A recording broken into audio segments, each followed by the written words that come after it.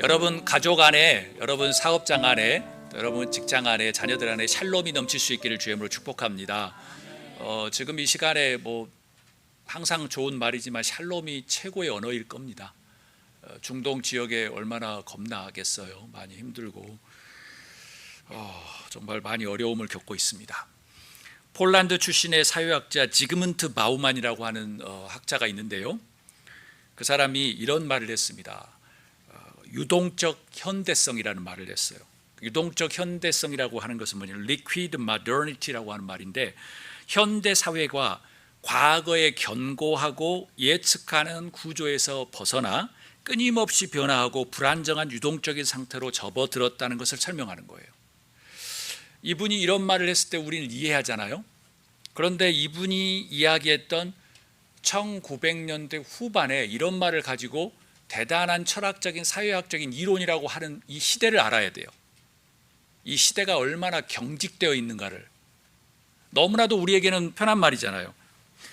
현대사회가 과거에 견고하고 예측 가능한 구조에서 벗어나 변함없이 끊임없이 불안정한 유동적인 상태로 접어들었음을 설명하고 있는데, 이 말이 대단하다고 할 정도로 학문적인 이론이라고 할 정도면 이 세상이 얼마나 경직되고 얼마나 이 딱딱하고 마음이 움직이지 않는가를 보여주는 거예요. 지금 이 시대가 그렇지요. 뭔가 지구화를 위해서 서로 돕고 살자라고 했는데 다시 냉전 시대로 돌아가고 있잖아요. 이게 인간의 한계성이라는 거예요. 그래서 우리가 보기에는 너무나도 편한 말이지만 이게 학문적인 언어로 수많은 사람들이 논문을 쓸 때 이 문장을 인용하는 거예요. 그것은 뭐냐면 세상에 핵이 없다는 거죠. 중심이 없다는 거예요. 자기 하고 싶은 대로 하는 시대가 되었다는 거예요. 그래서 그는 이렇게 이야기해요.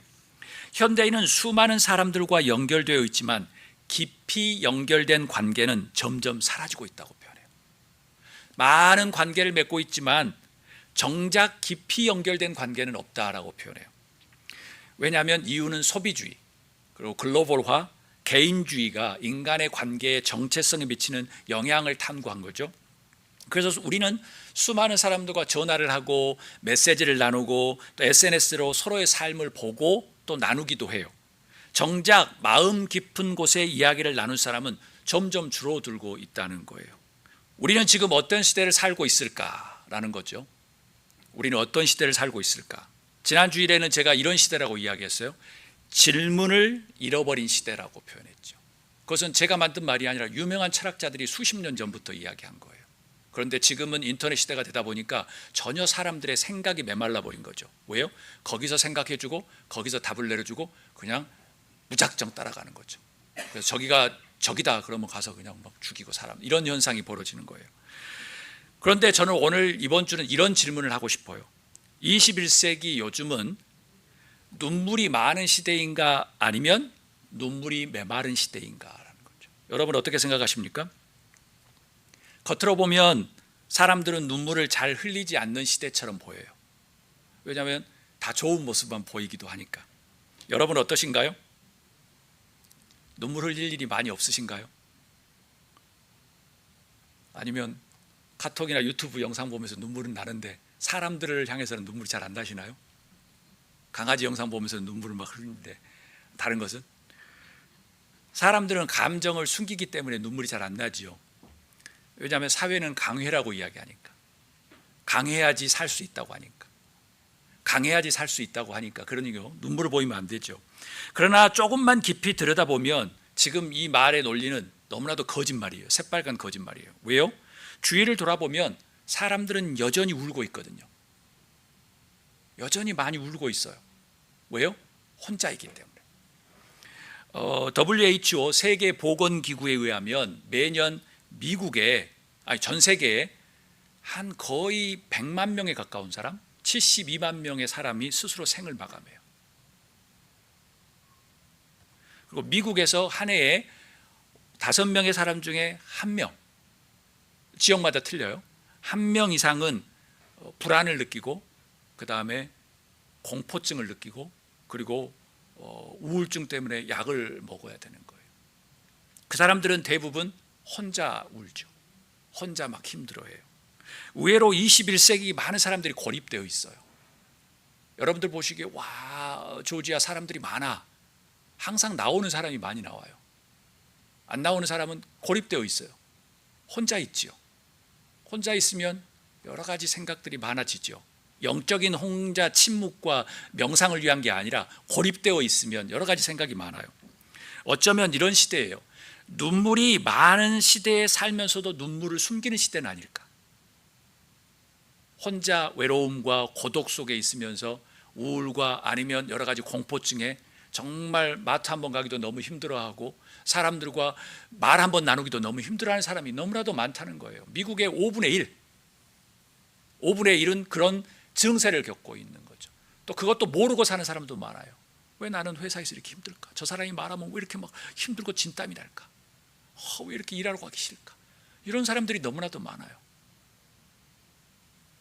러시아의 위대한 소설가 표도르 도스토옙스키 카라마조프가의 형제들이라는 책에 그는 카라마조프가의 형제들에서 이런 이야기를 해요. 우리 한 목소리로 읽도록 하겠습니다. 한 아이의 눈물 한 방울이 온 세상의 조화보다 무겁다라고 표현해요. 와, 1900년, 1800년대의 책인데 이런 말을 했다는 게 대단하죠. 한 아이의 눈물 한 방울이 온 세상의 조화보다 무겁다라고 표현해요. 이 말은 인간의 고통이 얼마나 깊은지를 보여주고 있는 거죠. 어떤 철학도 어떤 이론도 어떤 설명도 한 사람의 눈물을 가볍게 만들 수 없다는 거예요. 지금 이 시대 때는 아이들이 너무나도 천대받던 시절이에요. 예수님 시절은 더하고요. 지금도 수많은 아이들이 학대를 받지요. 쓰레기통을 뒤져야 되고 쓰레기 산을 뒤져야지 먹고 살고 자기 동생 2-3살짜리 동생의 물을 얻기 위해서 6-7살짜리가 물통을 쥐고 몇 마일을 걸어갔다가 와야 되는 게 현실이에요. 우리하고는 틀리지만 그렇게 살아가는 사람들이 많죠. 그러면 이 말씀을 가지고 본문으로 돌아가겠습니다. 오늘 본문은 예수님께서 나인성으로 들어가시는데 한 장례 행렬이 예수님 앞을 막습니다. 그 장례 행렬은 누구냐면 그때 당시 사회적인 약자였던 과부의 외아들이 죽었습니다. 마지막 희망이었던 외아들을 잃었을 때 말도 못한 슬픔에 빠진 겁니다. 어떻게 그것을 말하겠어요? 저는 병원에서 수많은 사람들을 죽는 것을 보잖아요. 그 마지막 순간은 제가 가야 되거든요. 의사가 저한테 간호원들이 저한테 바톤 터치를 하면 제가 마지막까지 2-3시간까지 서포터를 하고 마지막에 의사가 와서 선고하고 저한테 맡기고 가요. 왜냐하면 그게 참 애매한 시간이에요. 힘든 시간이에요. 가정들도 힘들고 여러 가지 힘든 시간이에요. 그러니 얼마나 슬픔 속에 있겠어요. 너무나도 힘들죠. 말도 못하는 슬픔에 잠겨 있는 거예요. 생존과 삶의 기반이었던 그때 당시 아들, 우리 여러분 시대 때만 해도 그렇잖아요. 우리 오빠만 공부시키고 우리 동생 남자만 시키고 나는 공부, 이런 시대인데 2000년 전에 오죽하겠어요. 생활의 기반이 다 날아간 거죠. 그런데 성경은 그 상황에 아주 담백하게 아주 조용하게 한 줄로 딱 적어요. 우리 한 목소리로 누가복음 7장 13절 읽도록 하겠습니다. 주께서 과부를 보시고 불쌍히 여기사 이르시되 울지 말라라는 거예요. 사랑하는 여러분, 이 장면에서 놀라운 점을 발견해요. 왜요? 장례 행렬이라고 하면 사람들이 제법 많이 갔을 거 아니에요? 그런데 예수님은 그 많은 사람들 중에 딱 한 사람의 눈물을 보신 거예요. 오늘 말씀의 제목은 2가지로 제 머릿속에 떠올랐어요. 우리 한번 제목을 읽어보도록 하겠습니다. 어떤 눈물은 너무 무거워서 엎드려 울 수밖에 없었다. 또 하나는 당신의 눈물을 먼저 보시는 주님이라는 거죠. 주님께서 우리의 눈물을, 그 한 여자의 눈물을 먼저 딱 보셨던 거예요. 그리고 다른 인사도 하지 않고 그 여자에게 가서 눈물 흘리지 마라 라고 말하는 거예요. 예수님은 우리의 눈물을 누구보다 먼저 보십니다. 그 말을 들으니까 제 마음이 너무나도 좋았어요. 저도 눈물을 흘리거든요. 세상이 너무 힘들어요. 저는 세상이 희망적이라고 말하지만 너무 힘들어요. 제가 조금 편하면 지구 반대편은 엄청나게 힘들겠죠. 제가 사용하는 핸드폰을 만들기 위해서 얼마나 애들이 고생하겠어요. 금 캐기 위해서 막 그냥 모래 막 해가지고 열심히 해가지고 금 조금 만들어가지고 팔아서 먹고 살아야 되잖아요. 이게 내가 하품하면 저기는 정말 10시간씩 일해야 되는 상황이고, 이게 어쩔 수 없는 상황이지요. 그런다고 해서 우리가 할 수는 없어요. 그렇지만 무조건 세상이 힘든 적이다 라고 생각하면 참 오산이 많아요. 힘들죠. 예수님께서 우리의 눈물을 먼저 보신다는 거예요. 너무 많은 위로가 됐어요. 예수님은 우리의 눈물을 어떻게 보실까요? 저는 그게 궁금했습니다. 그래서 예수님의 길을 걷다 두 번째, 예수님의 눈물에 대한 이야기를 하고자 합니다. 성서에서 제일 짧은 구절이 어디냐면 이 말씀이에요. 요한복음 11장 35절. 우리 한 목소리를 읽도록 하겠습니다. 예수께서 눈물을 흘리시더라. Jesus wept. 이게 제일 짧은 성경 구절이에요. 예수님이 눈물을 흘리셨더라. 왜 그리도 짧게 적었을까? 왜 그리도 짧게 적었을까? 눈물이라는 말 하나에 다 끝이죠. 뭘 더 부연 설명을 하겠어요. 저는 이런 생각을 해보았습니다. 우리 한 목소리를 읽도록 하겠습니다. 예수님은 공감의 눈물을 흘리셨다라는 거예요. 예수님은 공감의 눈물을 흘리셨다. 예수님의 눈물은 설명이 아니에요. 부연 설명이 있는 게 아니고 그냥 공감하신 거예요. 보시고 그냥 흘리신 거예요. 예수님은 사람의 슬픔을 멀리서 해석하지 않으셨어요. 가까이 오셨어요. 예수님은 지금 이 말씀의 배경은 죽은 나사로가 무덤 앞에서, 죽은 나사로 무덤 앞에서 가족과 모든 사람이 슬퍼하고 있어요. 그리고 난 다음에 나사로가 이미 죽은 것도 알고 나사로가 다시 살아날 것도 알았지만 그 마리아와 마르다가 슬퍼하는 것을 보면서 그냥 우신 거예요. 그들과 함께 공감하신 거예요. 일어날 거야, 울지 마, 이것도 아니고 그냥 우신 거예요. 사랑하는 마리아 마르다, 그리고 자기가 사랑하는 나사로가 죽었기 때문에. 이 사건은 예수님의 공감과 인간적인 연민을 잘 보여주신 거예요. 왜 우셨을까요? 무력함 때문일까요? 아닙니다. 공감이에요. 너의 슬픔을 내가 안다는 거죠. 너의 아픔을 내가 안다는 거죠. 자신에게 잘 대해주었던 마리아와 마리아가 울고 있었고 사랑하는 죽은 그 나사로 때문에 슬퍼한 거예요. 여러분, 인간이 절망을 느낄 때 언제일까요? 인간이 절망을 느낄 때 사람이 많아도 절망을 느껴요. 그렇지만 대체적으로 이 수많은 미국 사람들이 정신적, 육체적 고립을 선택하며 혼자 외로움과 싸우고 있잖아요. 한국도 엄청나죠. 왜 그럴까요? 나치 히틀러 유대인의 그 아우슈비츠 수용소에 갇혀 있다가 자라서 500만 명, 400만 명이 가스실에 죽었다고 하잖아요. 그곳에서 생존한 한 사람이 있어요. 그리고 그는 정신과 의사가 되었어요. 그 이름이 유명한 빅터 프랭클린이죠. 그래서 나중에 이제 그때 수기를 적어서 여러 가지 이야기를 하죠. 그가 이렇게 이야기해요. 인간이 완전히 무너지는 순간은 고통 때문이 아니다. 인간이 완전히 무너지는 순간은 고통 때문이 아니라 그 고통이 아무 의미가 없도록 느낄 때다라는 거예요. 옳습니다. 세상에 자신의 고통과 눈물을 공감해주는, 의미를 주는, 공감해주는 한 사람만 있으면 그걸 버텨낼 수 있다는 거예요. 그러지 않으면 선택이 따로 가는 거죠. 그래서 히브리서 4장 15절은 이렇게 이야기해요. 우리에게 있는 대제사장은 우리의 연약함을 동정하지 못하실 리가 아니요, 우리에게 있는 예수 그리스도 대제사장은, 하나님의 존재는 우리의 연약함을 동정하는 분이시라는 거예요. 하나님은 여러분의 고통을 설명하기도 전에 먼저 여러분과 함께 아파하시고 우십니다. 아멘. 그래서 하나님 앞에 우실 때도 있어야 돼요. 한숨을 쉴 때도 있어야 돼요. 그게 기도예요. 그게 최고의 기도예요. 왜입니까? 주님은 여러분의 연약함과 외로움과 무기력을 알고 계시기 때문이에요. 하나님은 이집트에서 고통받는 수많은 사람들을, 최고 강대국 이집트에서 고생하는 그 이스라엘 사람들의 아우성 고통을 들으셨어요. 그래서 하나님이 먼저 손을 내미신 거예요. 성서에서는 많은 성서의 주인공들이 고통과 무기력과 힘든 우울과 힘든 눈물 속에 있을 때 하나님이 먼저 손을 내미셨어요. 당연히 그들도 외쳤죠. 하나님 외면하지 않으셨어요. 사랑하는 여러분, 예수님은 여러분의 눈물을 헤아리십니다. 아멘. 여러분이 밤에 잠들지 못하는 이유도, 마음속에 깊은 곳에 있는 상실도 모두 아세요. 여러분의 눈물을 공감하는 한 사람이 바로 주님이라는 것을 꼭 기억하셨으면 좋겠습니다. 그 눈물을 하나님께서 아시고 헤아려 주세요. 문학동네에 있는 출판사의 신철규 시인은 책 제목이 이래요. 지구만큼 슬펐다고 한다라는 시집에서 유빙이라는 시에 이런 표현이 나옵니다. 눈물 속에 한 사람을 수몰시킬 수도 있고 눈물 한 방울이 그를 얼어붙게 할 수도 있다. 다시 읽겠습니다. 눈물 속에 한 사람을 수몰시킬 수도 있고 눈물 한 방울이 그를 얼어붙게 할 수 있다. 이게 눈물의 힘이죠. 또 다른 사람의 피눈물을 흘리게 하는 대가일 수 있는 거죠. 가능하시다면 여러분이 타인의 눈물을 공감하고 헤아려 준다면 얼마나 좋을까 싶습니다. 그게 예수님이 줄기차게 사복음서에 말하는 남을 비판하고 따지지 말고 내 눈 속에 들보를 보라고 하시는 말씀입니다. 주위를 둘러보십시오. 한번. 여러분 주위를 한번 둘러보시길 바랍니다.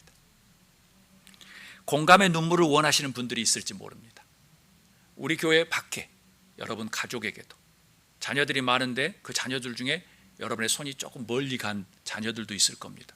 분명히 열심히 해뒀는데 그 자녀들이 그렇게 느낄 수도 있습니다. 왜냐하면 시블링스 포지션이라고 해서 항상 둘째 아들 끼어있는 사람들은 자기가 사랑받지 못한다고 하는 느끼는 게 심리학적으로 나온 이론입니다.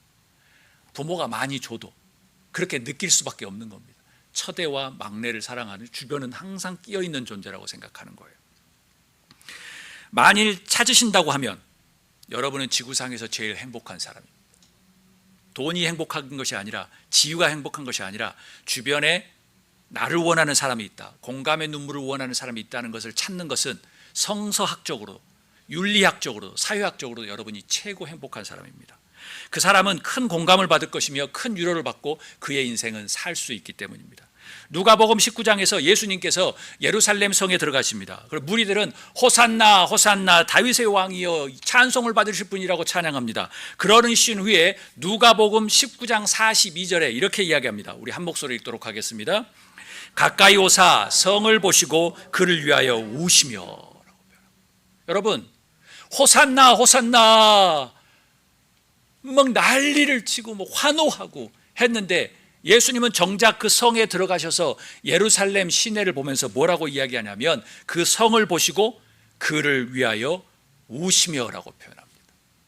눈물에 대한 이야기가 나올 때는 짧습니다. 눈물은 구차연하게 설명이 들어가지 않아도 됩니다. 그것을 설명을 많이 요구하거나 이해를 요구하면 우리의 삶이 너무나도 메마른 것이지.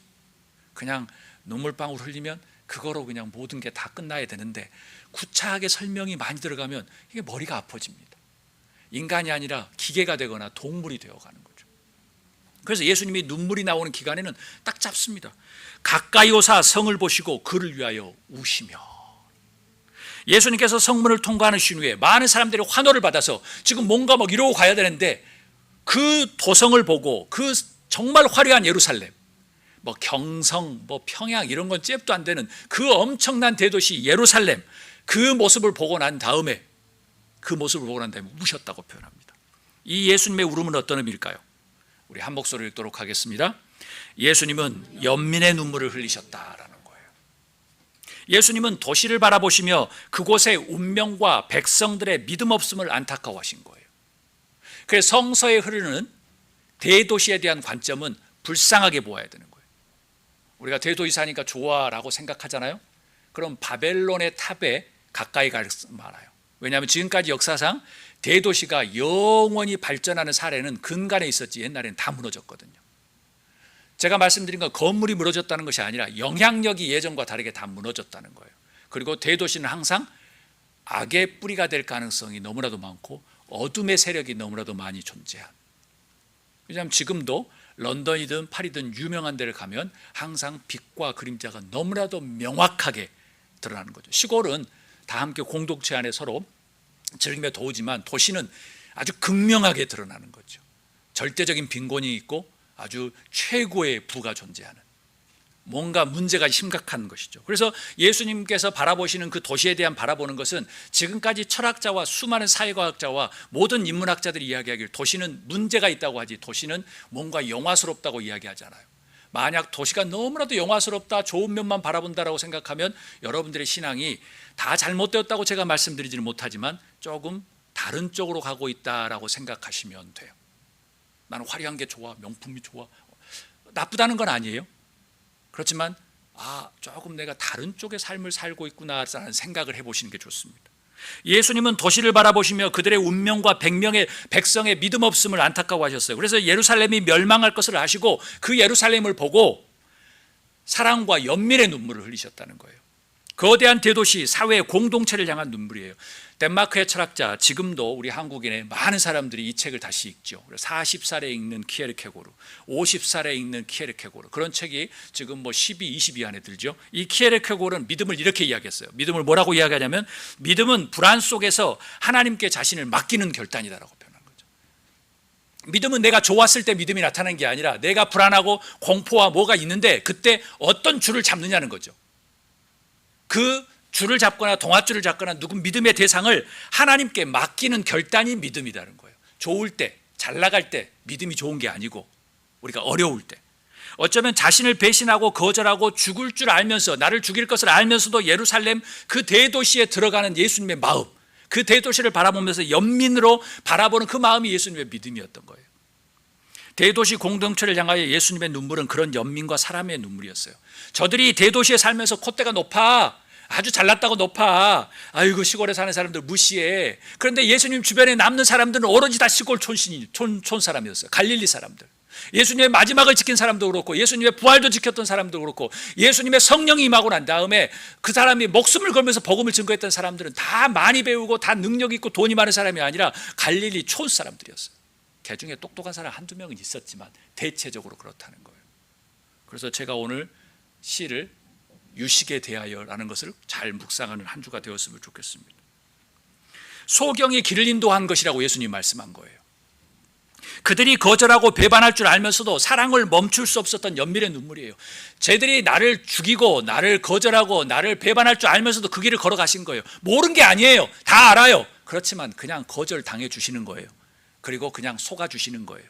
알아주시는 거예요.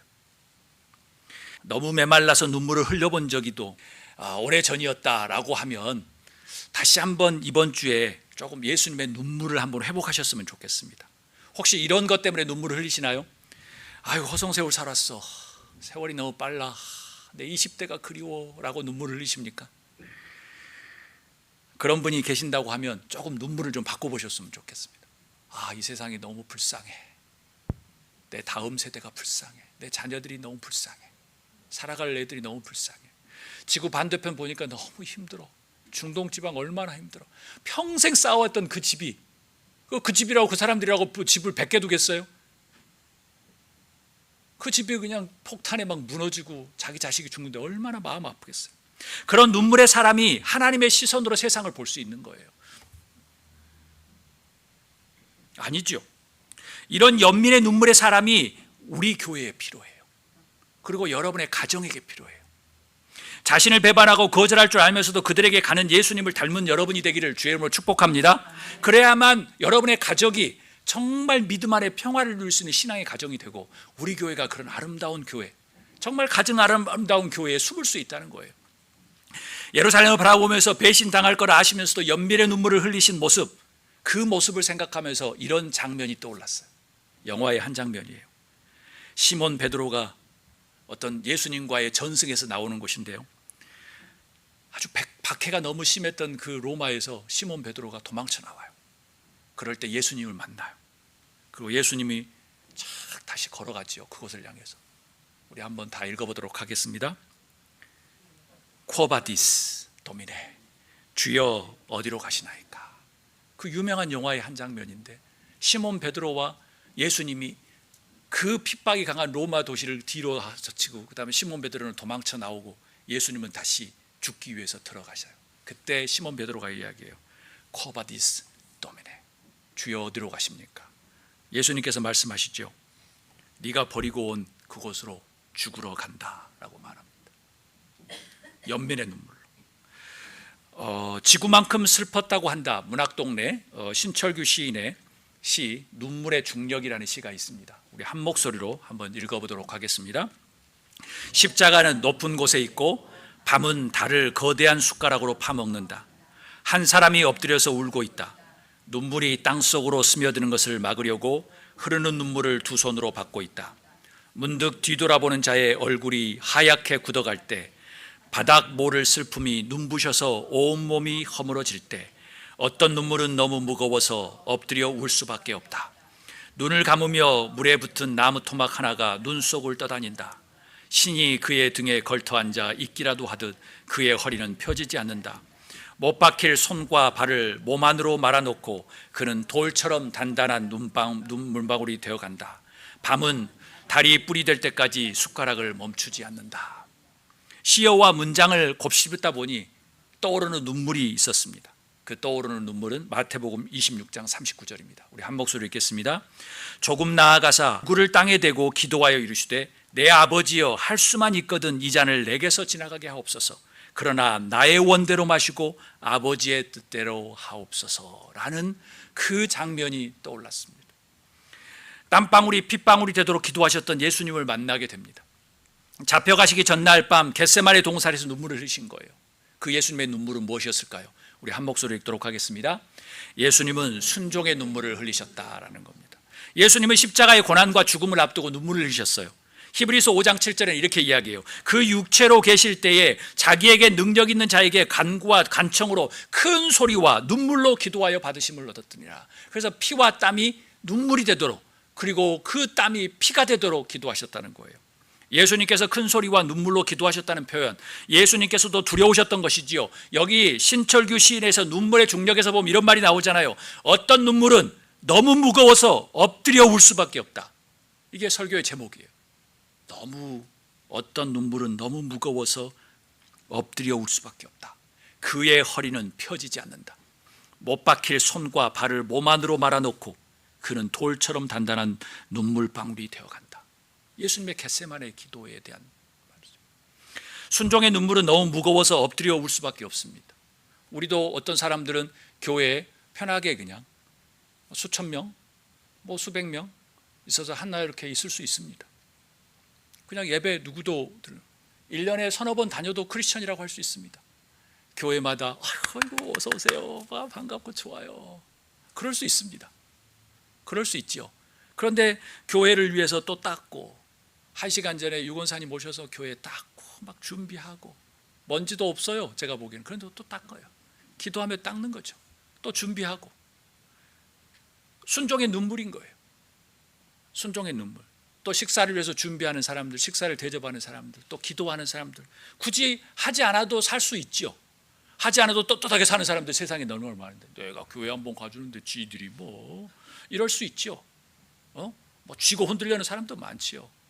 그렇지만 그런 생각이 아니라 그냥 사람들을 보면서 하는 거예요. 그게 예수님의 순종의 눈물인 거예요. 그게 예수님의 순종의 눈물. 그 순종의 눈물을 흘리고 계신 여러분들을 위로하고 격려합니다. 누구인지는 잘 모르겠으나 우리 격려의 박수 하도록 하겠습니다. 사랑의 여러분, 눈물의 중력을 경험하는 여러분의 신앙의 여정 사순절이 될 수 있기를 주의 이름으로 축복합니다. 말씀을 마칩니다. 예수님의 길을 걷는다는 것은 눈물 없는 신앙을 의미하지 않습니다.